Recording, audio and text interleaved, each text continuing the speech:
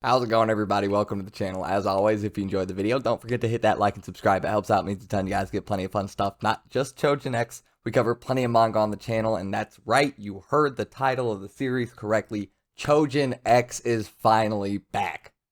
It's been since November 30th.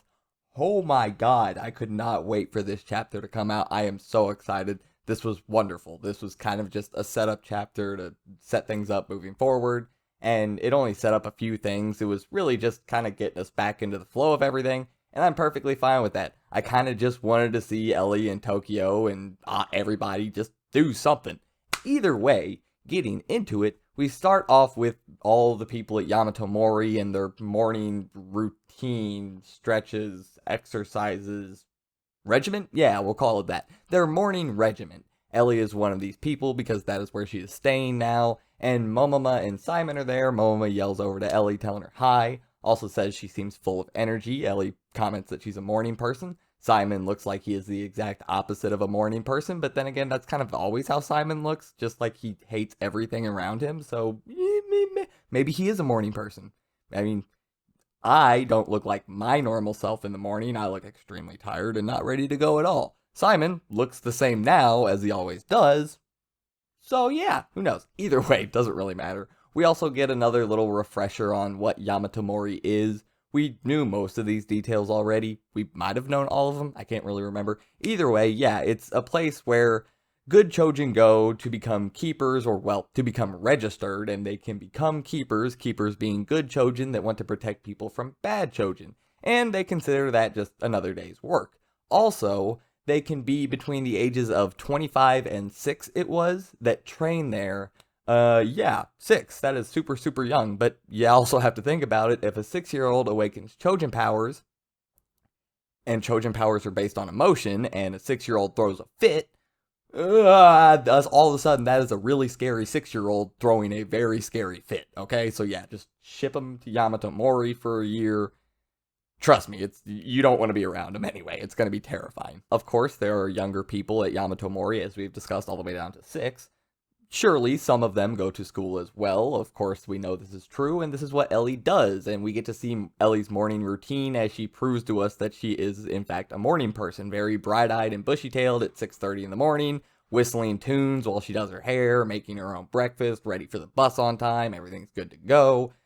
Yeah, I ain't about that. I especially was not about that at, 16, 17, 15, however old Ellie is. Older than I thought she was, because she's just so short. But I mean, there's short people around. You shouldn't. Anyway, so after the morning routine, we get to see Ellie on her way to school. Or I should say, on her way to getting lost on the way to school. Because, yeah, she gets off the bus, and we're walking to school. Big, confident arm motions. There's really good detail here, and really good the way Shuichi did this scene. Yeah, big, confident arm swings on the way to school. It's a good day. And then our arms aren't swinging anymore. We're kind of holding ourselves a little bit, but we're still walking, trying to find our way. And then we've completely stopped and we're looking around, trying to figure out where we are. And then after that, we're not even standing anymore. We've gone all the way down to like kneeling, squatting on the ground because we are lost. Great detail, great visualization, and great storytelling through body posture. Awesome. Really good scene, actually, for something as simple as just getting lost on the way to school, especially for just one page. So, yeah. Luckily, Azuma is there because, well, he took a run before school and he happens to find her, and yay, great. She can go to school with Azuma. They meet. That's nice because Azuma and Tokyo are friends and Ellie and Tokyo are friends, so surely they'll be friends. Either way, after this, we move to Tokyo, who is obviously the exact opposite of a morning person because it is not 6:30 in the morning. It is now 8:01 in the morning, and he is still dreaming about Momoma and her legs wrapped around him. I see where you're at, Tokyo. Anyway, unfortunately for him, that turns into the snake girl that was trying to kill him or take him to mass dude, whatever. Yeah, turns into her being wrapped around him. And there's even this little snap sound effect. I'm pretty sure he got his neck snapped by that girl in his dream. Either way, yeah. Whole 180 from very good dream to very bad nightmare, especially if he got his neck snapped. Definitely a nightmare. Still a woman wrapped around him. Either way, not important. Yeah, he snaps out of it, wakes up, out of bed, 8:01, crap, I gotta go. So he's hurrying to school, and he's like, well, maybe I could just use beastification on my legs, I half beastification. That's what you should have called it, Tokyo, half beastification. It's the lower half of the body, ergo, half beastification. It's simple stuff. If you would have just called it the right name, the technique would have worked and you would have been fine. But it's okay, you just haven't read enough manga, watched enough anime, you haven't figured out how it works yet. It's okay. Either way, yeah, this doesn't work. He just beastifies entirely, and then he can't just go running through the streets as a beastified Choujin, because then, well, Yamato Mori's gonna figure out when there's a call about a vulture Choujin running through the streets at full speed. Yeah, so he has to revert back to normal form, but because he's, you know, a little bit bigger, a little bit bulkier in his Choujin form, and his body has to go through a whole transformation while being clothed. Yeah, his school clothes are all tattered and shredded. So we just do this walk of shame to school, all disappointed. And it's absolutely hilarious. If there's one thing about this chapter, it was probably the funniest chapter, in my opinion, of Choujin X so far. I absolutely loved it. And after talking about how Ellie was up early in the morning, ready to do her training, on her way to becoming a keeper while also being a student, we also got a small little panel during Tokyo's section that says some Choujin aren't destined to become keepers. So keep that in mind. Might be a little bit important later on down in the series. But we're going to move on from that. Either way, we also get a little tiny picture of Ozma and Ellie on their way to school, and they're chatting it up, hitting it off great. Either way, we also get to school, obviously, and then Ellie stops Tokyo like, hey, what's up? Tokyo's like, you look kind of tired.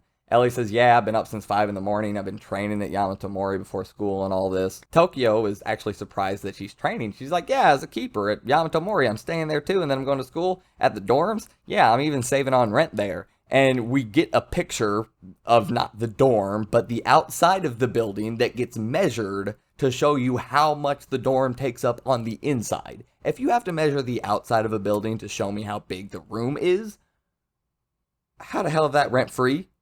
Can I go live at Yamato Mori? Seriously? What? Come on, that is just not fair. Either way, moving on.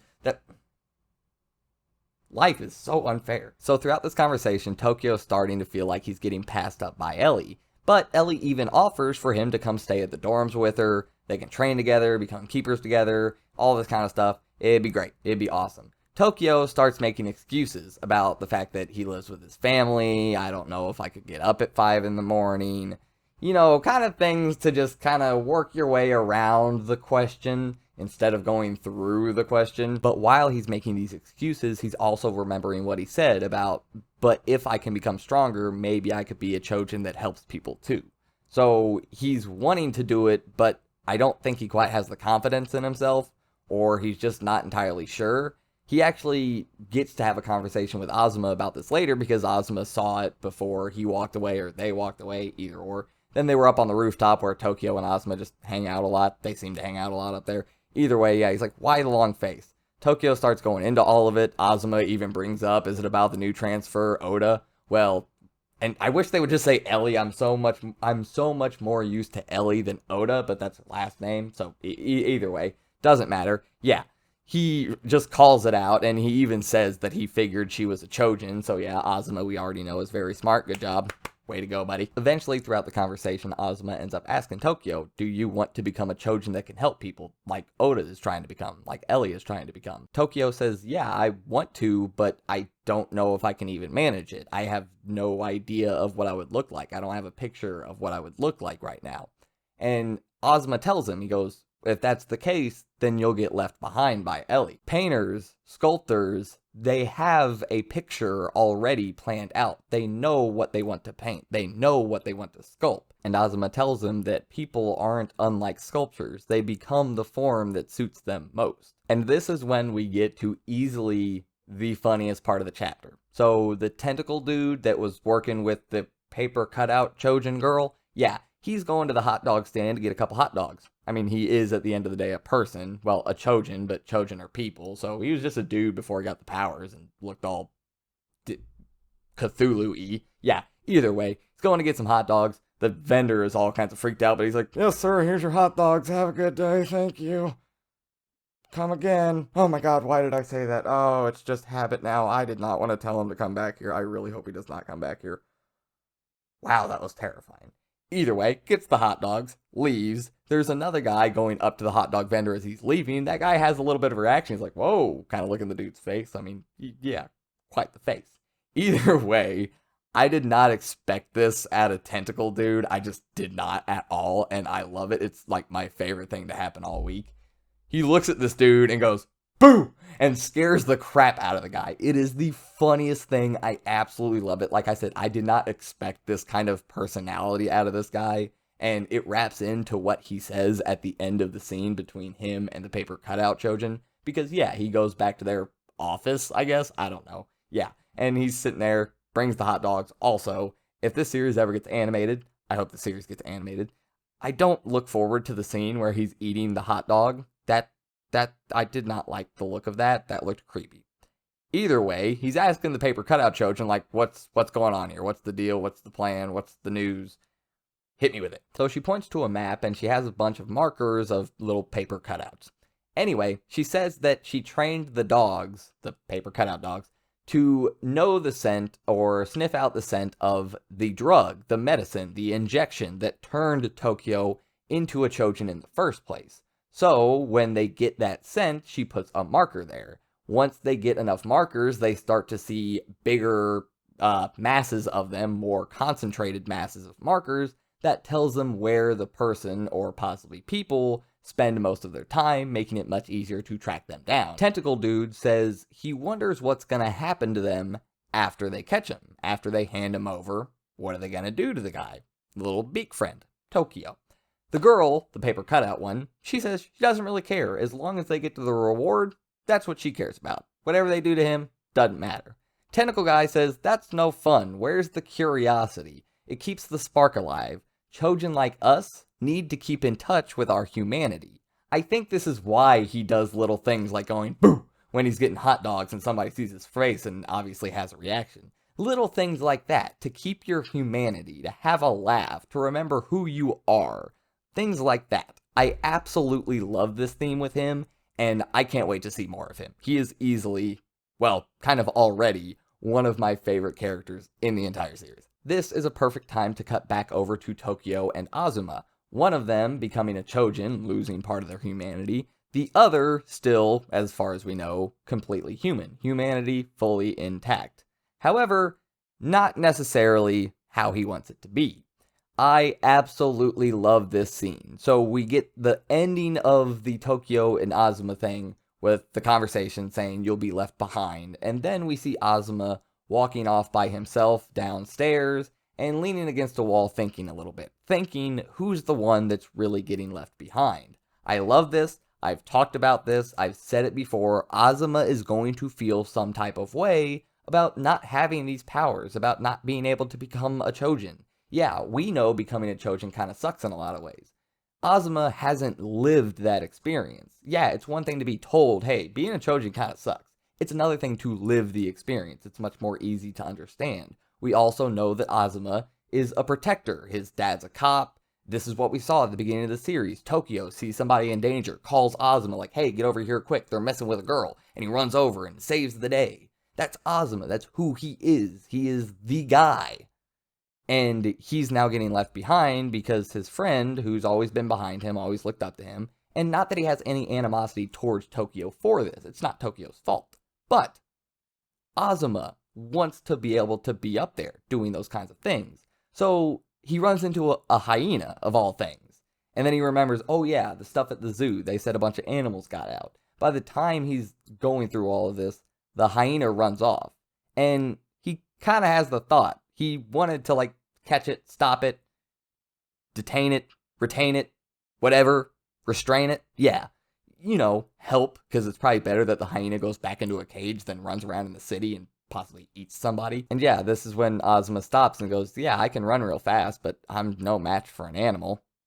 Tokyo, being a bestial Choujin, taking the form of an animal. Well, not the form of an animal mixed with a person. Yeah. This is drawing attention to the fact that he's feeling left behind. He's feeling left out. He's feeling like a little bit jealous, maybe. I said it before, Azuma is going to feel some type of way about this. Like I said, not that he harbors resentment towards Tokyo, but yeah, I can't wait to see how this develops more. Where these feelings go, how they continue to grow. Will he start to realize that maybe being a Choujin isn't all that great and starts to change his outlook on it? Maybe he does get his Choujin powers? Who knows? I don't know. But either way, I can't wait to see it. I'm so happy Choujin X is back. This chapter was very good, super funny. And yeah, I can't wait to see you guys next time. I'm out.